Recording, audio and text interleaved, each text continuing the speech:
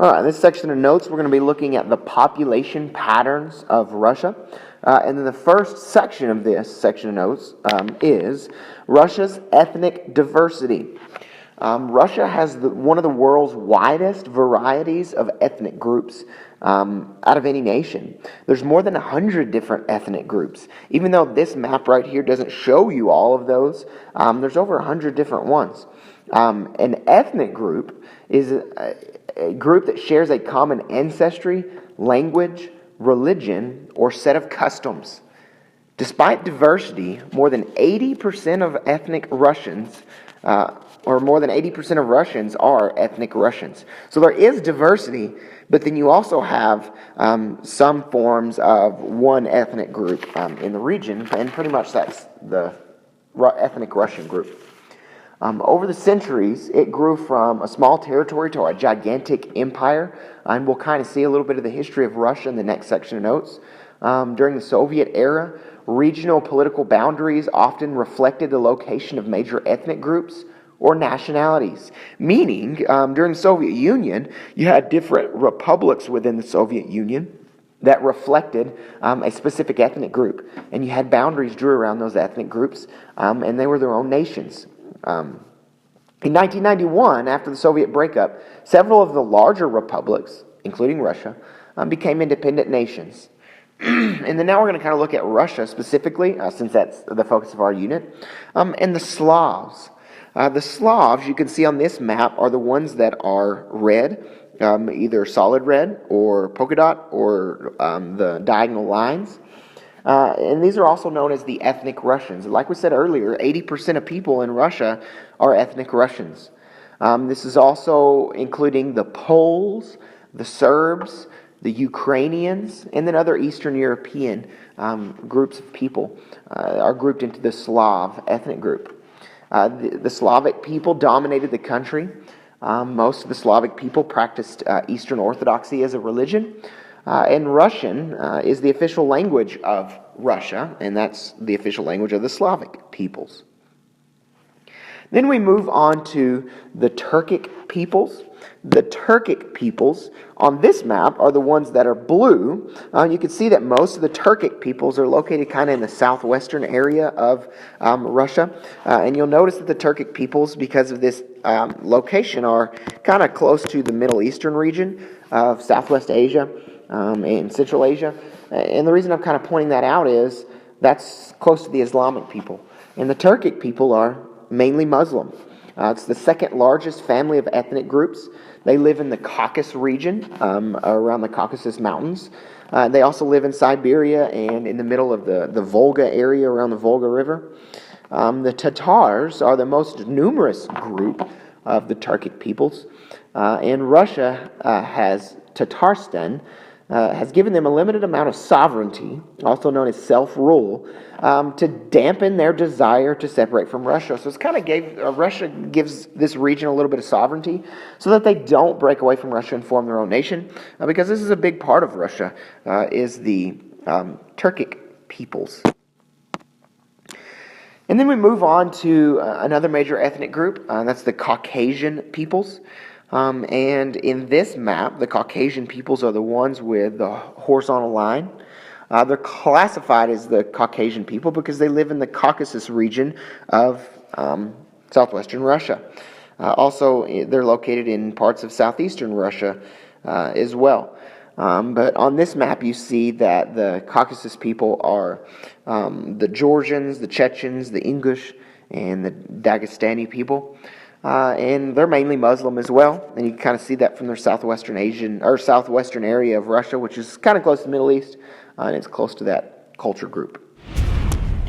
Now I want to move on to the population density and the population distribution of Russia. The average population density of Russia as a whole is 22 people per square mile. As a whole, that's not really good, but 75% of people live west of the Ural Mountains, as we've talked about, partly because of their climate, and partly because of that's the best vegetation zone. And so if you just looked at the population density of European Russia, west of the Ural Mountains, we're looking at a population density of 120 people per square mile. So that one region is heavily populated, while the eastern area and the region as a whole is not really that heavily populated. The uneven distribution of the population density relates to its physical environment and the climates. Again, west of these Ural Mountains here, you have a really good climate zone, warmer temperatures. That's the best area for agriculture. That's where the industries are located, and that's kind of the best place to live. And then east of that area, not only is it really cold, but you can also see the elevation zones here, and then it's not real flat, highly elevated, and that kind of comes into play as well. And also, I don't want to forget is these rivers here. These rivers, you can see along these rivers, there's also high population densities, even if it's east of the Ural Mountains. So the rivers kind of have a play in that as well. And then I want to point out to you, this is a satellite image of the world at night.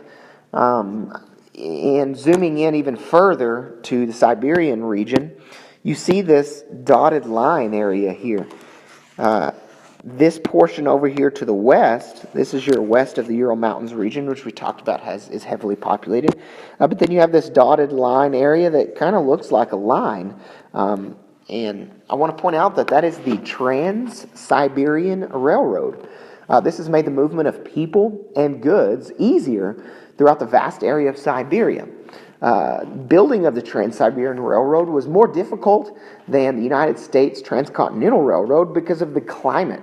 There were specific types of steel, specific types of wood that could be used to combat the very, very cold temperatures, and that was kind of a difficulty. But because of the many, many natural resources of Siberia, this railroad was vital for the success of Russia because they had to get these goods and resources to the area they could really make money, that they could create things out of, which was west of the Ural Mountains. Moving on to another section of notes called the History and Government of Russia. And I want to look at the early peoples and states. Around 600 AD, there were Slav farmers and Slavic fishers that settled in the North European plains. Again, the Slavic ethnic group that we looked at earlier. The West Slavs became known as the Poles, the Czechs, and Slovaks. The South Slavs became known as the Bulgarians, the Croats, the Serbs, and the Slovenes. And the East Slavs became the Russians, the Ukrainians, and the Belarusians. We move on to probably the most influential period of history in Russia, and the one they're most famous for. I guess you could say famous. This is the Soviet era. In World War I, the Soviet Union, or Russia at this time, was a part of the Allied powers, and Germany was losing that war, and they were trying to do something to get Russia out of that war, so that they wouldn't be fighting so many different nations and they wouldn't be surrounded. So they sent a man by the name of Vladimir Lenin. They sealed him up in a train car and sent him into Russia to spread his communist ideas and to start a revolution. And that's exactly what happened. The Russian Revolution began in 1917 during World War I. It established a representative government, but this representative government was too weak to control the passion for change. In 1917, the Bolsheviks, a revolutionary group led by Vladimir Lenin, seized control from this representative group, and they believed in communism, which was a philosophy based on Karl Marx's ideas that called for a violent overthrow of the government and the creation of a new society led by workers. Not everyone supported the Bolsheviks, but anybody who didn't support the Bolsheviks coincidentally disappeared. They were dealt with harshly, and you didn't have a lot of opponents when you were threatened with death. Because of Vladimir Lenin and the works of the Bolsheviks, you had what was known as the Soviet Union. You see this sometimes abbreviated USSR. The full definition is the Union of the Soviet Socialist Republics. In their time period, millions of people were killed or died from hunger or slave labor. And these people generally were ones that threatened the power of the communist people. By 1949, most of the countries in Russia, in the Russian region, that became known as Soviet satellites. This is not the type of satellite that orbits the Earth. A Soviet satellite, or a satellite during this time period of history, was a country that was controlled by the Soviet Union.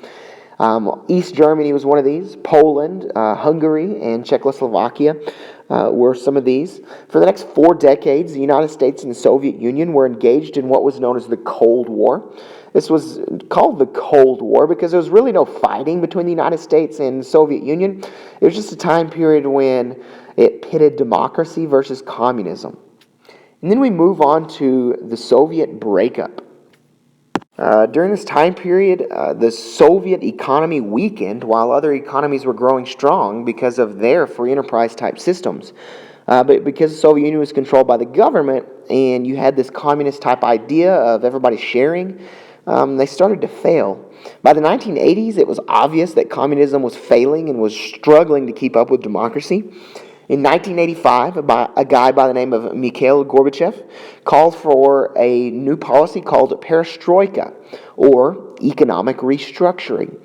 Additionally, he had a policy known as glasnost that helped call for a shift in the economic spectrum, meaning a push towards more of a free enterprise type economic system. But both of these failed. The Baltic states of Latvia, Lithuania, and Estonia were the first satellite states to declare independence from Russia, and Mikhail Gorbachev's policies and his attempt to keep the Soviet Union together failed as the Soviet Union started to break up. Now looking at Russia today, Boris Yeltsin became president of Russia after Mikhail Gorbachev. He began shifting the economic spectrum even further to the right.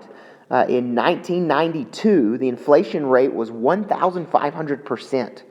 For example, the McDonald's Corporation was in Russia during this time period, and they had the ruble menu, which the ruble kind of compared to the United States dollar used to. And instead of the dollar menu, instead of the ruble menu, it was the 100,000 ruble menu because inflation was so bad. The dollar hamburger cost 1,500 rubles. By 1997, the inflation rate was down to 20% because of Yeltsin's attempts at moving the economic spectrum, so he saw some success. Separatist movements continued as Russia backed off of using force to hold countries in with their union, which is what the Soviet Union did. And when you shift the economic spectrum more to the right, the government doesn't have that control, and so these economies and these government systems started to pull away.